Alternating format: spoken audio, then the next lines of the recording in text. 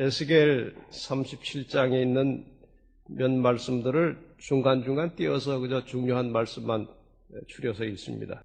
너희 마른 뼈들아 여호와의 말씀을 들을지어다. 주 여호와께서 이 뼈들에게 말씀하시기를 내가 생기로 너희에게 들어가게 하리니 너희가 살리라. 주 여호와의 말씀에 생기야 사방에서부터 와서 이 사망을 당한 자에게 불어서 살게 하라 하셨다 하라. 이에 내가 그 명대로 대언하였더니 생기가 그들에게 들어가매 그들이 곧 살아 일어나서 서는데 극히 큰 군대더라. 에베소 4장 15절에 있는 말씀을 읽겠습니다. 오직 사랑 안에서 참된 것을 하여 범사에 그에게까지 자랄지라. 그는 머리니 곧 그리스도라. 두 안식일 전에 저는 상실의 시대라고 하는 제목으로 여러분과 함께 말씀을 나누었습니다. 인간의 가치관이 흔들리고 도덕성은 허물어지고 양심이 마비되는 세상입니다. 우리가 추구해야 할 진정한 가치는 예수 그리스도의 가르침, 하나님의 말씀이라고 하는 사실을 다시 한번 깊이 되새기면서 깨닫게 되었습니다. 우리의 목숨을 걸고 추구해야 할 이상적인 모델은 예수 그리스도이십니다. 오늘은 그 2주 전의 설교에 이어서 그 예수 그리스도, 우리의 영원한 모델이신 예수 그리스도를 어떻게 닮아갈 것인가? 다시 좀 쉬운 말로 하면 이 모델 닮아가기, 이러한 내용으로 함께 말씀을 나누고 싶습니다.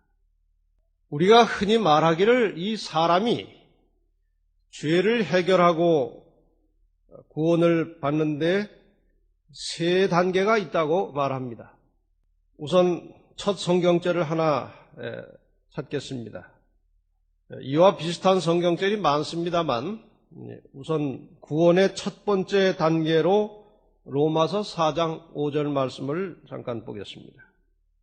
이를 아니할지라도 경건치 아니한 자를 의롭다 하시는 이를 믿는 자에게는 그의 믿음을 의로 여기시나니, 이를 아니할지라도 아무런 공로가 없어도 어떠한 선행을 하지 않았을지라도 아직도 세속적이고 경건하지 아니한 사람들일지라도 그러한 사람들을 의롭다고 인정해 주시는 예수 그리스도 하나님을 믿으면 그 믿음을 의로 간주해 주신다는 것입니다. 우리가 예수 그리스도를 나의 개인의 구주로 믿고 그분이 나의 구원자이심을 인정하는 순간에 우리는 하늘로부터 의인이라고 하는 칭호를 받게 됩니다. 그것을 신학적인 용어로 칭의라고 합니다. 아들이 범죄해서 어떤 벌금형을 받게 되었을 때 아들이 그 벌금을 낼 능력이 없을 때 아버지가 대신 그 벌금을 내도 법적으로 이 아들은 죄가 없는 의인이 되는 것입니다. 우리가 다 죽을 죄인들이었지만 예수 그리스도께서 우리의 죽음값, 죄값을 대신 지불하시고 십자가에 돌아가셨기 때문에 그것으로 우리는 의롭게 되었습니다. 그것을 받아들이면 우리는 의인이 되는 것이고 그것을 칭의라고 합니다. 그 다음 두 번째 단계가 바로 이 서두에 읽어드렸던 에베소 4장 15절의 말씀입니다. 칭의 받은 의롭게 된 하나님의 백성이 된 자들이 어떻게 살아야 하는가? 오직 사랑 안에서 참된 것을 하여 범사에 그에게까지 자랄지라. 그는 머리니 곧 그리스도라. 이것을 우리는 다시 신학의 용어로 성화라고 합니다. 성화. 우리의 영원한 모델인, 우리의 완전한 모델이신 예수 그리스도를 향하여 자라가는 것입니다. 이것은 사형 선고를 받았다가 사면 받은 사람이 새 사람으로 살아가는 과정에 비유할 수 있습니다. 그래서 그리스도의 은혜로 거저 구원받은 하나님의 백성들이 살아가는 삶을 우리는 성화라고 합니다. 다시 세 번째 단계로 고린도전서 15장 51절과 52절에 있는 말씀을 보겠습니다. 보라, 내가 너희에게 비밀을 말하노니 우리가 다 잠잘 것이 아니요 마지막 나팔에 순식간에 호련히 다 변화하리니 나팔 소리가 나매 죽은 자들이 썩지 아니할 것으로 다시 살고 우리도 변화하리라. 여기 나팔 소리가 난다는 것은 예수 그리스도께서 재림하시는 그 순간을 가리키고 있습니다. 예수 그리스도께서 다시 오실 그 순간에 여기 죽은 자들이 일어나서 호련히 변화될 것이고 살아있던 우리도 변화되리라고 기록하고 있습니다. 이것은 지금 현재의 상태로 하나님을 대면하여 살 수 없는 우리의 이 상태가 하나님을 직접 대면하여 영원히 살 수 있는 모습으로 순식간에 변화되는 장면을 말합니다. 그것은 어쩌면 마치 번데기가 그 틀을 깨고 나와서 갑자기 그 벌레 같은 것이 날개가 달리고 나비가 되는 모습과 비슷할지도 모릅니다. 이 썩을 것이, 죽을 것이 예수 그리스도께서 재림하시는 순간에 썩지 아니할 영원히 살 수 있는 하나님을 대면하여 살 수 있는 모습으로 변화되는 것, 이것을 우리는 영화라고 합니다. 지금 이 세 가지가 이 구원을 이루는 단계라고 우리가 흔히 설명을 합니다. 칭의라고 하는 것이 있습니다. 이것은 믿음의 출발입니다. 구원의 시작입니다. 그 다음에 영화라고 하는 것이 있습니다. 이것은 구원의 종결입니다. 구원의 완성입니다. 이 칭의부터 이 영화 사이를, 이 중간의 사이를 우리는 성화라고 합니다. 예수를 믿는 순간부터 예수께서 재림하셔서 그분을 만나는 그 순간, 그러니까 예수 믿음과 예수 만남의 그 사이, 즉 현재적 삶을 우리는 성화라고 말합니다. 이 하나님의 말씀의 대부분은 어떻게 죄인이 죄를 해결하고 영원히 살 수 있도록 구원을 받을 수 있는가라고 하는 이 구원의 원리와 함께 더 많은 부분은 구원받은 성도들이 어떻게 살아야 되는지 그 현재적인 삶의 방식과 삶의 정신을 가르치고 있습니다. 어떤 의미에서 이 세 가지가 모두 다 중요하지만 정말 더 중요한 의미를 부여한다면 이 중간 과정입니다. 왜냐하면 나를 구원한 과거의 어느 순간의 믿음과 호련히 변화하게 될 그 영화, 예수 그리스도의 재림의 순간을 이 현재적 삶이 붙들고 연결하고 있는 것입니다. 이것이 부실하면 이 칭의와 영화를 연결시키고 있는 이 성화가 부실하면 이것이 깨어질 수도 있는 것입니다. 그래서 이 순간적으로 일어나는 칭의와 영화, 그 사이에 이 중간적 삶이 매우 중요한 것입니다. 그래서 이 현재적 삶을 지배하고 있는 우리의 목표가 무엇이냐 이것입니다. 이것이 바로 우리의 영원한 모델이신, 우리의 완전한 모델이신 예수 그리스도를 닮아가는 것입니다. 교회 증언 4권 395페이지, 396페이지에 보면 이런 말씀이 기록되어 있습니다. 진리의 이론이 제시된 후에 수고해야 할 사업의 분야가 오게 된다. 백성들은 그들의 매일의 생애에 관련된 실제적인 진리에 대하여 교훈을 받아야 한다. 우리가 예수 그리스도를 믿음으로 예수 그리스도의 갈바리의 십자가를 통해서 거저 구원이 주어진다는 사실, 매우 중요한 복음입니다. 어쩌면 그것이 복음의 전체일 수도 있습니다. 그런데 여기 말씀하시기를 그 후에, 그 구원의 복음을 받아들인 후에 매일의 생애에 관련된 실제적인 삶에 관련된 진리를 깨닫고 배워야 한다는 말씀이 기록되어 있습니다. 그 다음에 계속해서 목사의 사업은 청중들로 하여금 그들이 받아들인 진리의 순결한 원칙에 일치하여 품성의 변화의 필요성을 확신시키기까지는 맞춰진 것이 아니다. 예수 그리스도를 믿고 구원받는다는 이 복음으로 끝나는 것이 아니고 실제적으로 그 복음을 받은 사람들이 날마다의 생활 속에서 품성이 바뀌고 변화된다고 하는 이 실제적인 경건의 삶을 목사들이 백성들에게 교육해야 된다고 권고하고 계십니다. 오늘 이 문제를 조금 더 구체화시켜서 정말 예수 그리스도를 닮아간다는 것이 어떻게 이루어지는 것인가, 어떤 정신과 어떤 마음의 아주 비장한 결심과 각오를 가지고 살아가야 하는가, 이런 문제를 좀 다루겠습니다. 상당히 여러 해 전에 지금 어떻게 예수처럼 살 것인가, 이런 책이 나왔고 아주 많이 팔려나간 책 중에 하나였습니다. 그 당시로서는 아주 베스트셀러였습니다.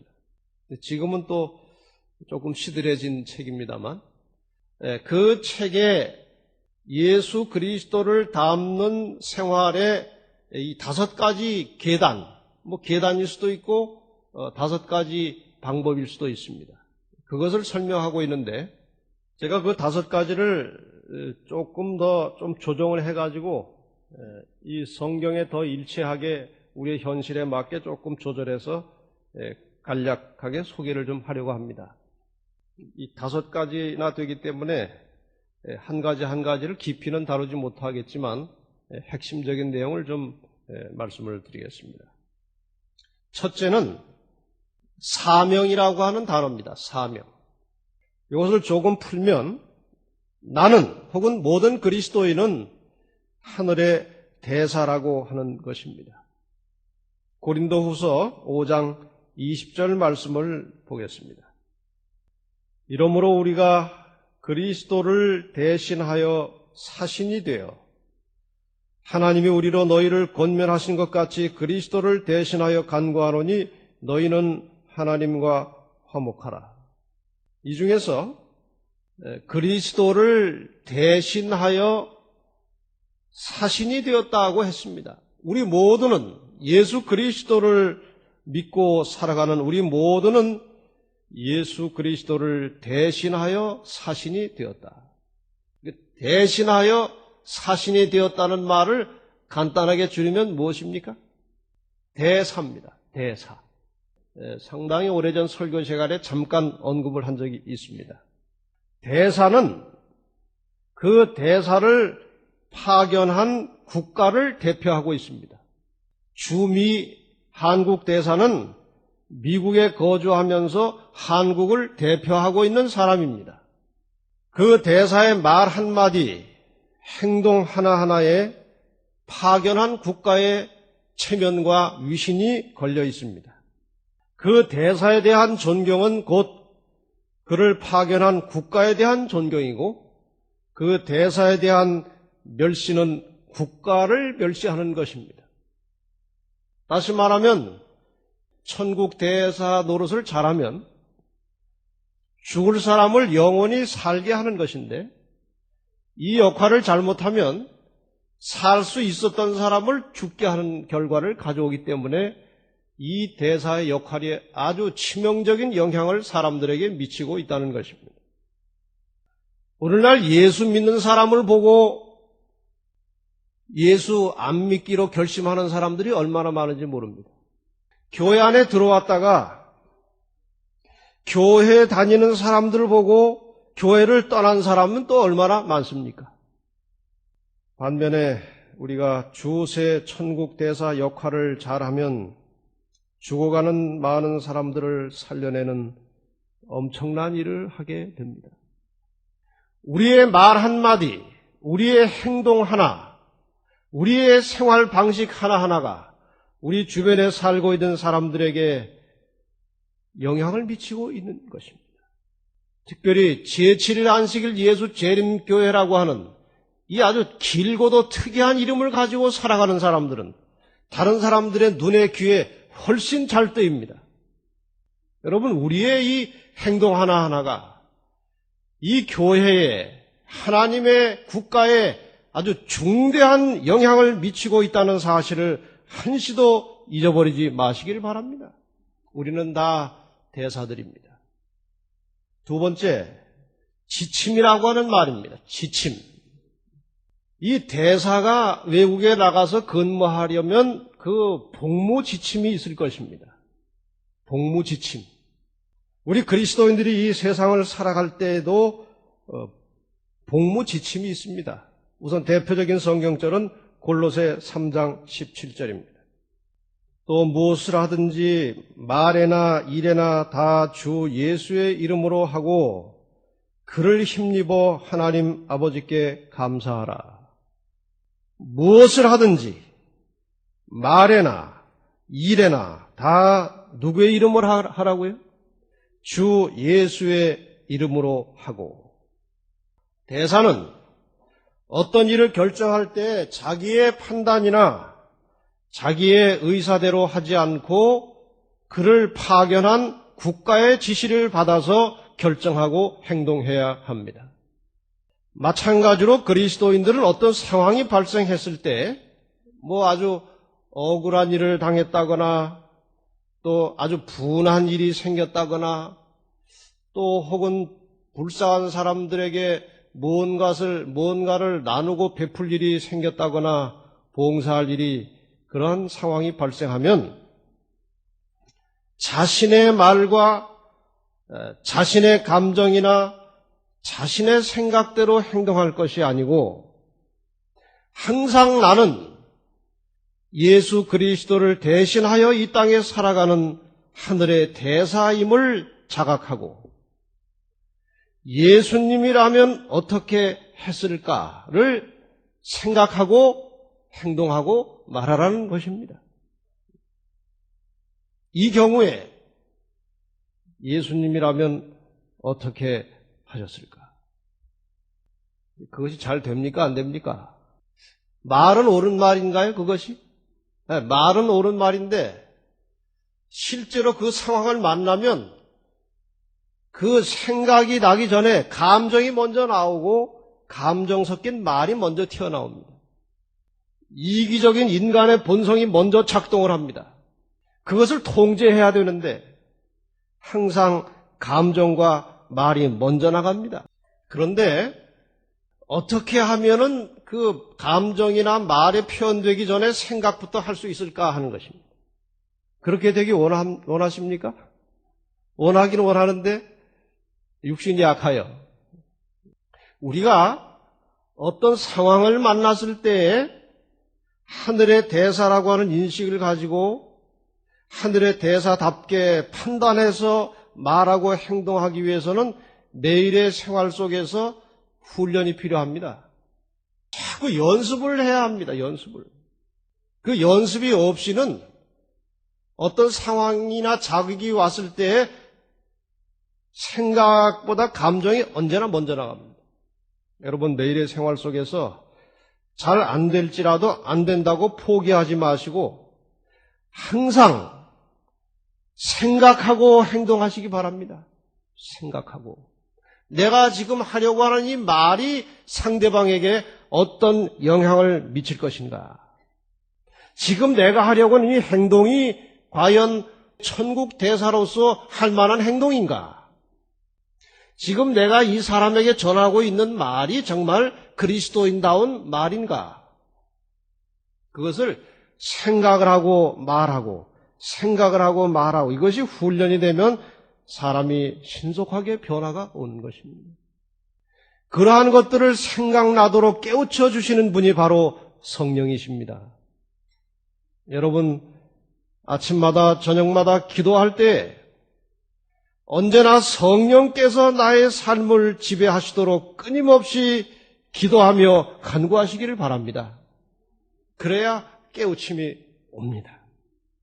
그래야 감정이 나타나기 전에 생각이 먼저 옵니다. 성령께서 깨우쳐 주시는 것입니다. 세 번째, 기회라고 하는 말입니다. 기회. 이것은 삶의 순간에 충실하라는 것입니다. 에베소 5장 15절과 16절에 있는 말씀을 보겠습니다. 그런즉 너희가 어떻게 행할 것을 자세히 주의하여 지혜 없는 자 같이 말고 오직 지혜 있는 자 같이 하여 세월을 아끼라. 때가 악하니라.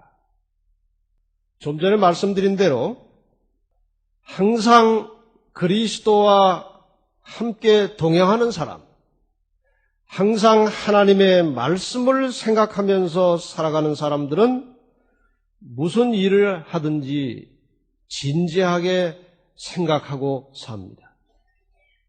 주어진 모든 시간에 아주 충실하고 시간 하나하나를 소중하게 사용합니다.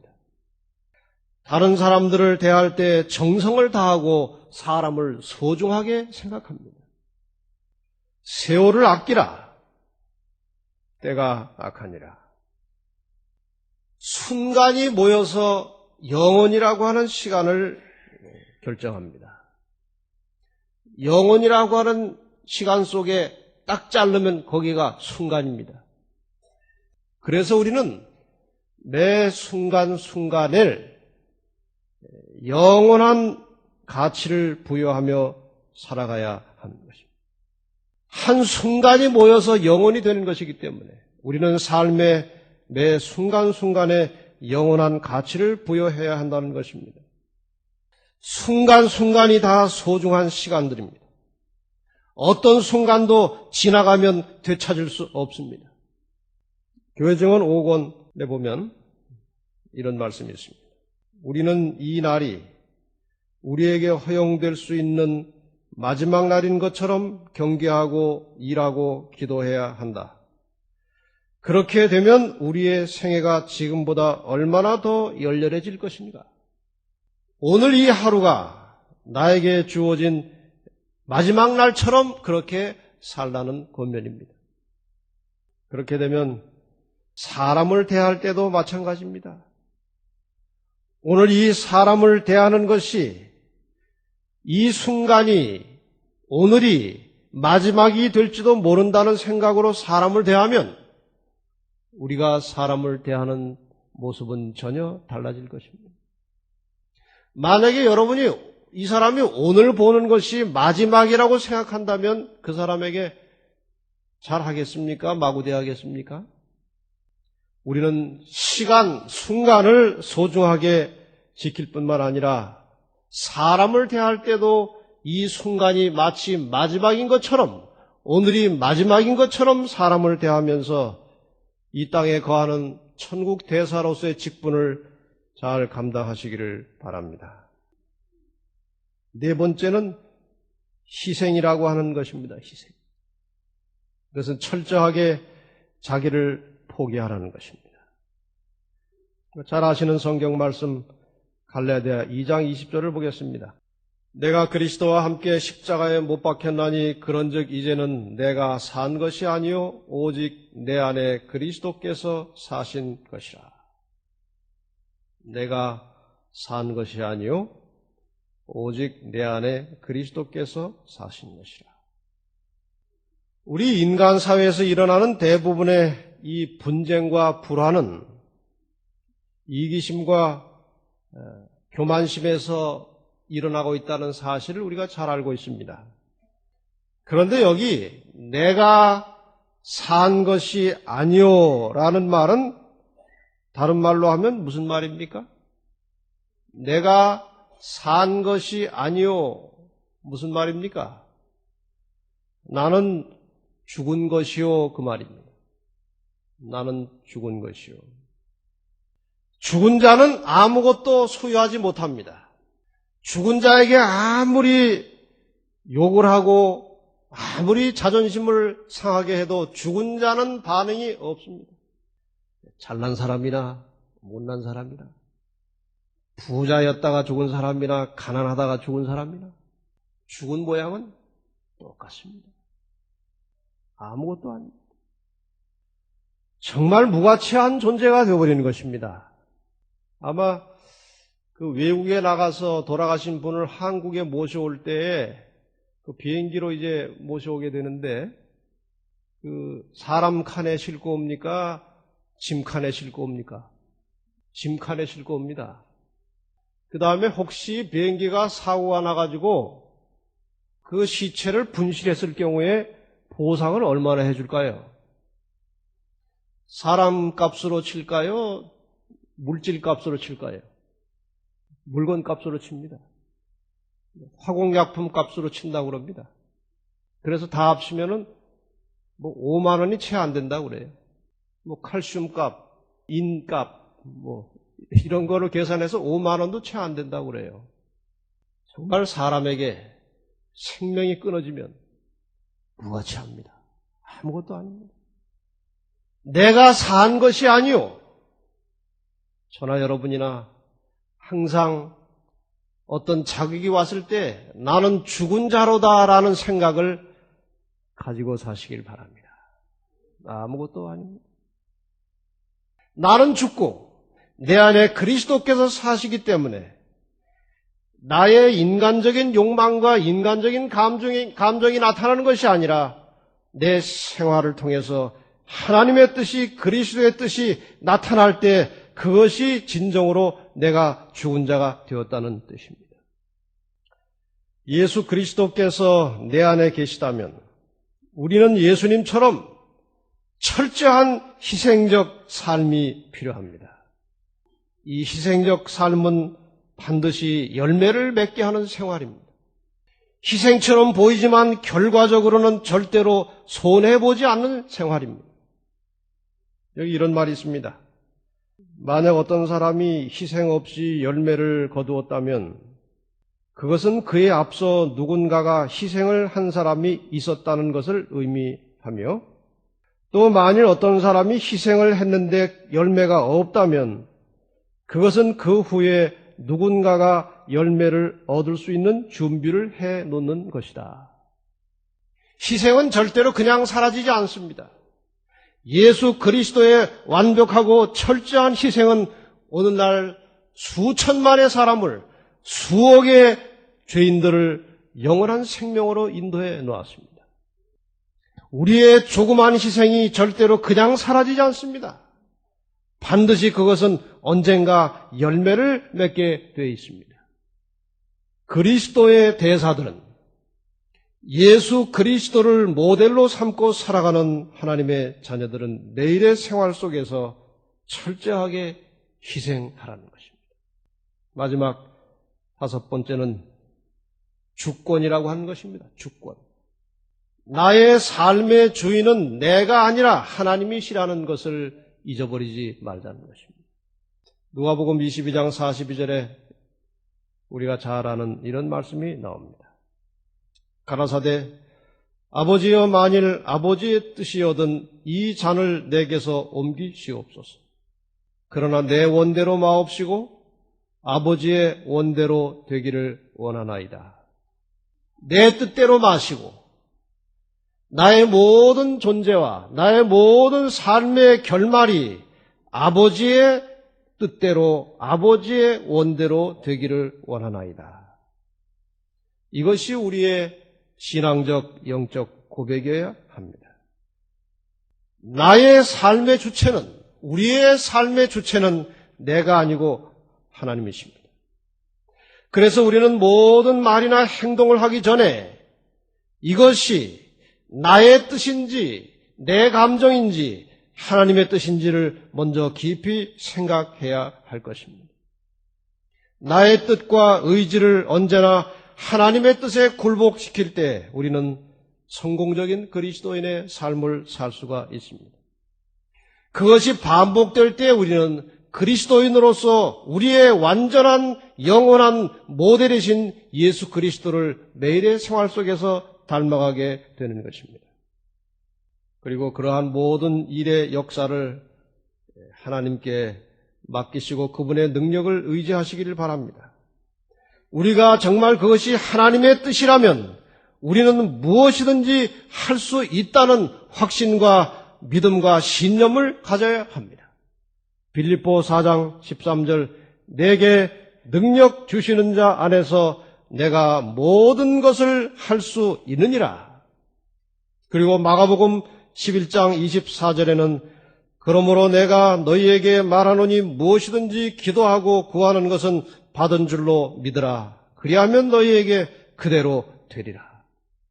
여러분, 우리가 하늘의 대사로서 하나님의 뜻대로 사는 것이 하나님의 뜻이 맞습니까?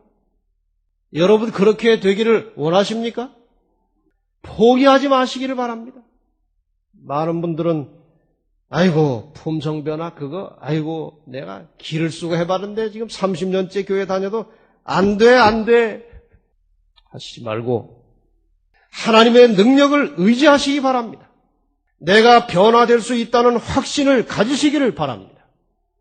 그리고 내일의 생활 속에서 하나님의 능력을 의지하여 우리의 영원한 모델이신 완전한 모델이신 예수 그리스도를 바라보며 내일의 생활 속에서 그분의 수준에 이르기까지 조금씩이라도 성장하고 자라나는 경험이 우리 모든 성도들의 경험이 되시기를 바랍니다.